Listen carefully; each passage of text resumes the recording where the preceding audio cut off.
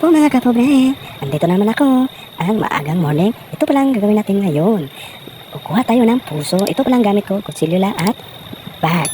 At huwag nang patagalin na. Dito na tayo. Go na! May dala pala ako ng isang kawayan. Para, anong purpose ito? Ito ang pagkuha ko ng puso. Aba, parang matapang tumanok to. Baka ikaw ang iiyawin ko. What? Joke lang. O siya, para makakuha na tayo ng puso. Uy, may overlooking pala. May tisoy. Wow ha. Pang on the spot pala yung shooting photoshop niya. Ito pala yung overlook naming paypayin. Di ba? Peaceful. Parang may mga moment ata dito na magaganap. Ito pala yung area na magaganda ng pasyal. Katulad ng mga kasama nyo, magbanding, at saka ano-ano pa yung magbabanding dito. Ang itatawag ko pala dito na spot na to, The Amazing Secret Heart. Alam niyo po ba, marami kasing nabibihag ng puso dito. Di lang nabibihag ng puso, pati pakwan nabibihag din. Sana all. At paalala lang, huwag kayong magdudumi dito kasi marami kasing kalat dito eh.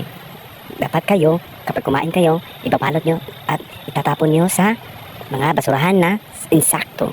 Diba? Ito may mga basura. At sayang naman, yung pwesto nito maganda at overlook, diba? O, see? O siya, patungo na tayo sa puso ng saging, di ba? Napaka-amazing kasi, marami kasing puso dito. Ito pala yung spot kong kinukuha ng mga puso kasi marami kasi dito, nagdidikit-dikit lang ang mga puso. Kaya, huwag natin patatagalin na, kukuha na tayo. Hahanap na ako ng mga kukunin ko. At ito yun, puro pa, yun. Yun pa di ba? Marami no. Ngayon, lagot kayo mga puso kayo. Ba't nagpakita pa kayo sa akin? Kaya, pues, magpupwesto na ako ngayon. Saan tayo tatago? O, ba't ako magtatago? Sila ang magtago. Ito na, ready to? Shotgun! One shot, one kill. Diba, tingnan nyo? Diba, simple lang. Walang ginagamit na itak. O, diba? O, see? One shot lang. O, diba? Yun. At ito na yung na-collection kong puso. At pagkatapos ito, anong gagawin? Babalatan muna natin to para pagpunta natin sa bahay, ready na. O, siya. Babalatan ko muna to.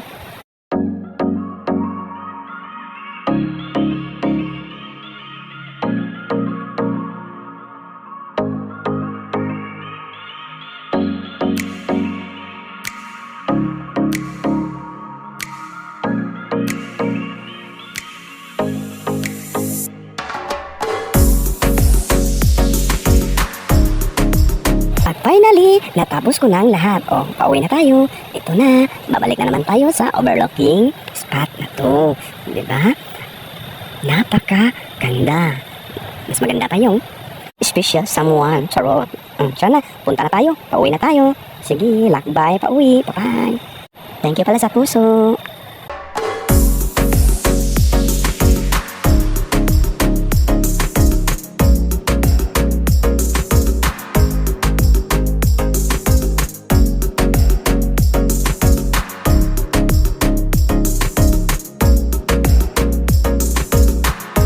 Sa wakas, nakarating na din ako sa bahay. At anong susunod? May gagawin na naman tayo. Di may lulutuin. Ito na, ilalagay ko na yung puso para ma-ready ko na. Paano natin gagawin itong puso? May bago na naman akong version ng puso na to. Alam nyo ba kung anong gagawin ko nito? Simple lang yan. Kahit kaunti lang yung natutunan natin, at least may natutulong ako sa inyo. Ito palang gagawin natin ngayon. Ito yung puso, gagawin nating lumpia. At ito na, nire-ready ko na pag palambot yung puso para dadadarin natin ng pinupino mamaya kapag matapos na to.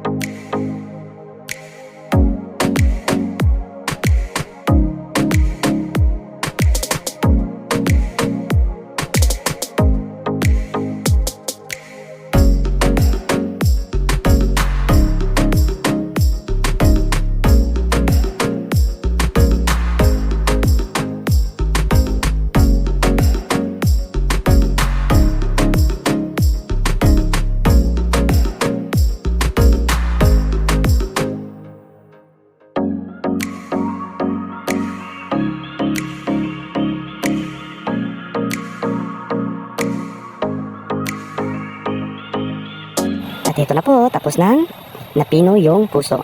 At kinumutan ko muna yung puso para makuha yung mga tubig niya. Di ba? Kuha, di ba? Yung tubig. Marami yung tubig sa ibaba, no? Kailangan natin kunin yung tubig niya para mapainahin natin ng mga ingredients at timplada niya. Para hindi mag-iba yung lasa niya dahil sa tubig yan. Kaya kunin talaga natin yung tubig. At pagkatapos ito, o di ba? Tapos na. Kaya dito, sangkap na tayo.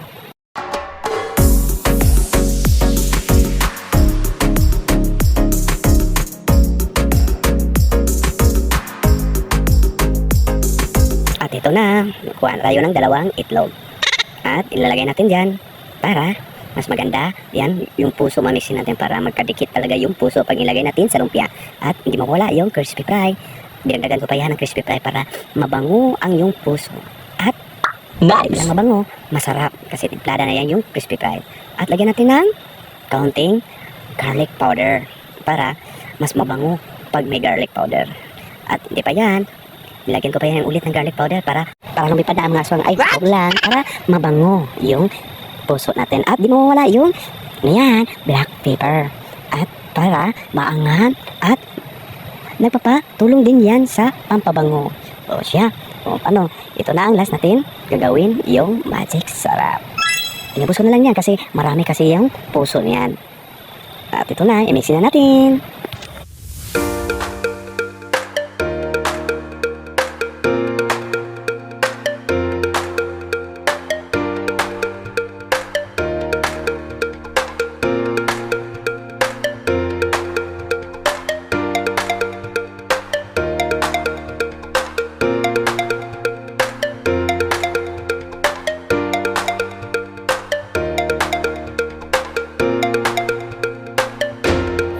Ito na, mag-uumpisa na ang laban.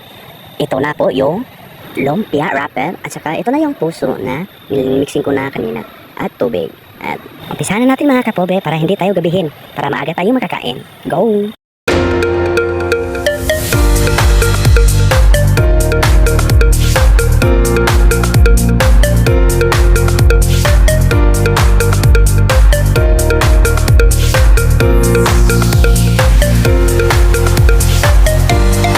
At heto na, natapos ko na yung yung lumpia at iniready ko na yung oil para makakain na tayo.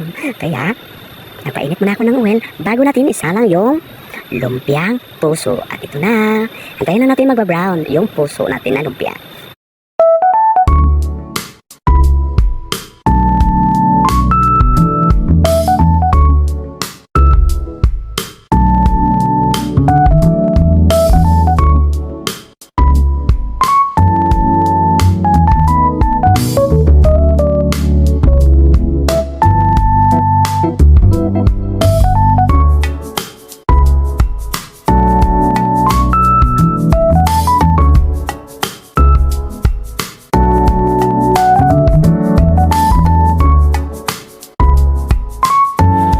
It's ready to eat na mga kapobre at naluto ko na yung lumpiang puso at i-display ko muna to.